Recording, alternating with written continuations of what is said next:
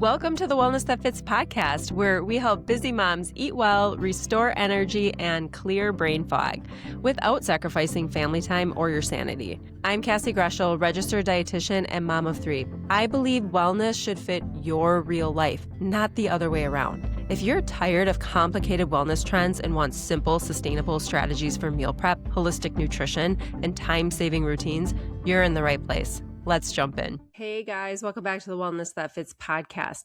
Today, I am going to do a little something different. I'm going to go through an brain and energy assessment that I created for people to kind of help discover how their daily nutrition and lifestyle habits stack up for a lot of the things that women like us struggle with, like high performing women who might have anxiety, overwhelm, stress, low energy, exhaustion. Like we might experience these things, even low productivity. And then it's like, what the heck? I've never been like this before. I've always had maybe a great memory, or I've always had a lot of energy. And now all of a sudden, I have no energy. My body hurts. I have so much anxiety. And so I created this tool to help you kind of see and assess what's going on in your brain, what's draining your brain, what's making you so tired, what is draining your energy. And so I'm going to go through this assessment, and it's available in the show notes if you want to take it yourself. It's a number system. And so I add up the numbers at the end and you get an email, and it basically tells you what your score is and some tips on what to do to possibly help your brain so it's not draining your brain so much. Now, of course, this is not like an all-inclusive thing. There are so many other things that we could look at in terms of what might be draining your brain that we can't just determine from a piece of paper. But I do feel like this is a good assessment tool to start seeing some of the lifestyle habits again that could be impacting your mood, your energy, your brain, your mental health. And so I'm going to go through this. You guys have heard me talk a lot. And if you haven't, go back to past episodes, but you guys have heard me talk a lot about the Mediterranean style eating pattern and how effective it is and how much research, thousands and thousands of participants, all the research we have around the Mediterranean diet and decreasing symptoms of mental health disorders, anxiety, mental health, ADHD, depression. And so what I did is I based a little bit portion of this questionnaire around the foods that are common in the Mediterranean diet. And so I'm going to go over some of those questions. I'm going to ask you these questions if you want to keep track of them yourself. It might be kind of hard to do that, especially if you're driving, but try to keep track of it. The first question: how often do you eat leafy greens? Leafy greens are spinach, broccoli, kale, arugula.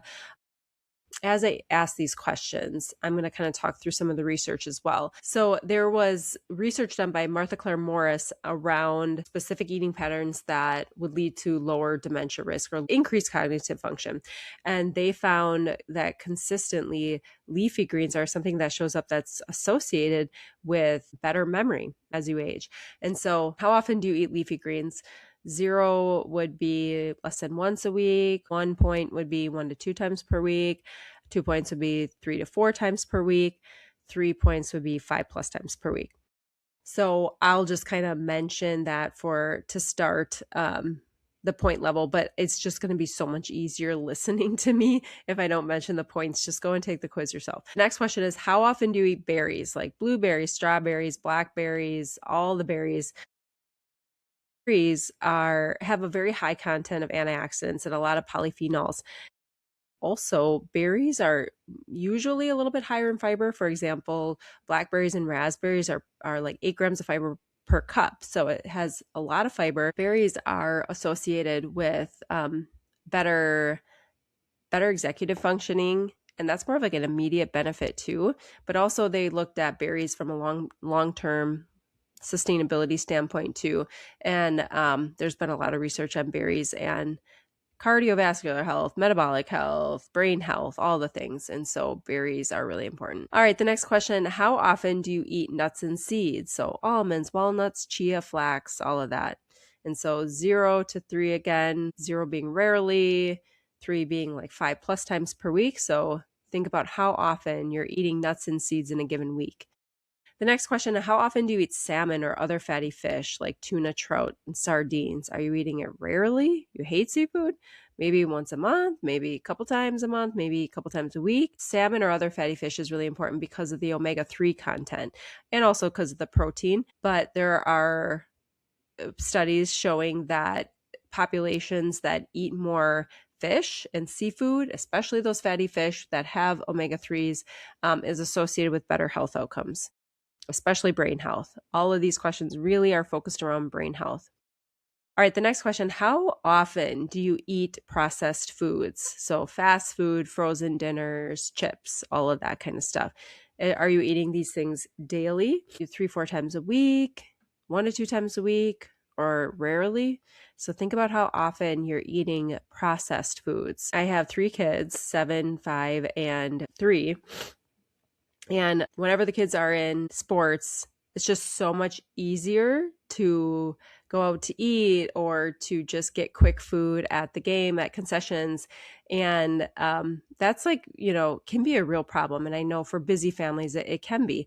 And so we have tried our best to make some of those, you guys know I'm obsessed with meal prep. So make some of those foods ahead of time, for sure dinners, but even cold foods that we can just grab and go, healthy snack foods that we can just grab and go and eat just to hold them over until we can get home and eat dinner-like, supper-like foods. And so we're doing our best to decrease processed foods. But really processed foods are linked with more depression, more anxiety, more mental health disorders, of course, more cardiovascular dysfunction, metabolic dysfunction, all the kind of the bigger diseases that are some of the leading causes of death in our nation. And so how often are you eating those foods? Because those are absolutely associated with brain health and inflammation. Okay, next question, kind of a similar question. How often do you have sugary drinks or desserts? So thinking about even lattes, coffee drinks that have high amounts of sugar, sodas, energy drinks, sports drinks, some of those things that aren't necessarily quote unquote desserts, but very sugary drinks and sugary things that might be hidden. Again, a lot of research around sugar and removing as much as you can, because it's almost impossible, right, to completely take sugar out of your diet, especially in our culture. But it's a good strategy to do your best to start decreasing sugar in many ways. There's a lot of ways to do it, buying lower sugar snacks, but also making your own with low sugar or no sugar sweeteners like stevia or monk fruit sweeteners, things like that. But think about how often you're having those sugary drinks or desserts. 0 would be 1 to 2 times a day. 1 would be daily. 2 would be a few times per week. 3 would be once a week or rarely. Now we're going to kind of move more towards, so those were more nutrition questions. Again, not all inclusive, right? Nobody wants to sit and take in giant intake form. But on average, that's kind of the nutrition questions. Now we're going to move more into the lifestyle questions that really do impact brain health and what could be impacting your energy levels and also just mental exhaustion. Okay, so on average, how many hours of sleep do you get each night? 0 would be less than 5 hours, 1 would be 6 hours, 2 would be 6 to 7 hours, and 3 would be 7+ hours. So how many hours of sleep do you get each night? About. And then the next question, how would you rate your sleep quality? Because that's a totally different question, right? Some people are in bed, tossing and turning. And when you wake up, do you actually feel refreshed? So think about it like this. 0 would be poor. Sleep quality is not good. Poor. I wake up tired. Okay. 1 would be fair. I wake up tired a few days a week. 2, good. I feel well rested, or I feel rested most days. 3 would be excellent. I wake up refreshed. Okay. So kind of think about your sleep quality there. The next question, how often do you move your body or exercise? So 0 would be rarely, 1 would be 1 to 2 times per week, 2 would be 3 to 4 times per week, and 3 is 5+ times per week. Now, I wanted to just mention again, this is just one question. Of course, there are so many movement-related questions that we could ask. For example, if you are a person who is working out 6, 7 times or more a week and you're doing high intensity, that doesn't necessarily make it better, right? Especially in perimenopause, where you need to be focusing more on the right types of movements. Again, didn't include all of those questions into this questionnaire, but in general, I did want to include questions that are associated with brain health, but that would be something to look into then. Okay, the next question, how would you rate your daily focus or attention? 0 would be I'm distracted or foggy most of the day. 1, I can't focus I can focus for short periods of time, but not much more. 2 is I'm productive but lose steam in the afternoon. 3 would be the best, like I stay focused and clear most of the day. The next question, how would you rate your short-term memory? So short-term memory is like remembering names that somebody just told you, remembering appointments, remembering tasks, remembering a number or an email that you just saw and you had to actually utilize it like right after. So think about that kind of short-term memory stuff. 0 would be I forget things frequently. 1 would be I occasionally forget. 2 would be mostly good. 3 is excellent. You remember everything wonderfully. All right, the next question, how would you describe your overall energy levels? 0, drained, exhausted. 1 would be low most days. 2 would be moderate, often crash mid-afternoon. 3 would be high and consistent, like you have high energy levels. It's really consistent. And then the next question, how would you rate your stress levels? 0 is very high. I feel tense or anxious or overwhelmed most of the time. 1 would be high. I feel stressed several days a week. 2 is moderate. I feel some stress but can manage it. And 3 is low. I feel calm and relaxed most of the time. And if you've been kind of following along and marking your numbers down, you can add them up yourself. If you have not added them up yourself, no worries, because you can just go to the show notes. It takes 2 minutes, not even probably, to take this quiz. And then what I love about it is I will just email you your results and the next steps. And it's really nice because then you can actually have a dietitian take a look at your answers and say, okay, it looks like this is going to be the next best step for you. And so this is just a disclaimer. This quiz is for educational purposes only and does not constitute medical advice or diagnosis. Obviously, if you have ongoing health concerns or symptoms, please consult with your physician or a qualified healthcare provider. But again, I just created it because I think it's like good assessment, quick snapshot of your brain, what's going on in your brain right now, how overwhelmed are you?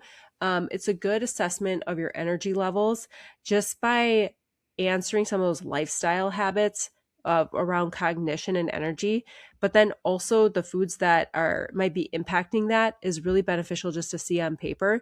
And so again, if you're interested, just click on the link in the show notes. You can take that quiz and I will shoot you back an email with some next steps for you. If you found this useful today, please, and I know I only covered some of the research, if you're interested, I've had an episode on almost every single one of these things, from leafy greens to berries to nuts and seeds to omega-3s. So go back at my past episodes if you want more of a description of the research of why I included these into this assessment. But if it was helpful for you and you took the quiz or the assessment, or you feel like it would be helpful for a friend, please send this to your friend and we'll get them assessed and see what their next steps might be. So thank you so much for listening. And again, just pop on over to the show notes and you'll see the link for that brain and energy assessment. Thank you for listening and keep building wellness that fits your life. Thanks so much for tuning in to today's episode of the Wellness That Fits podcast. I hope you walk away with simple, doable steps you can put into practice right away.